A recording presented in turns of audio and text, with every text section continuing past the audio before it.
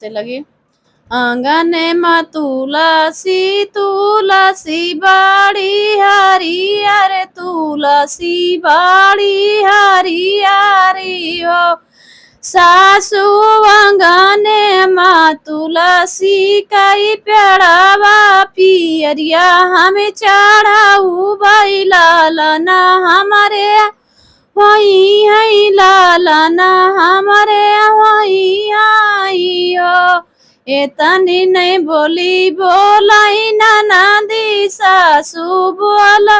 you ना पामई नंदा बोली बुआलाई हो भाऊजी बापने नैहरवा पियरिया लाया बाऊ तुलसी चढ़ावा तो तुलसी चढ़ावा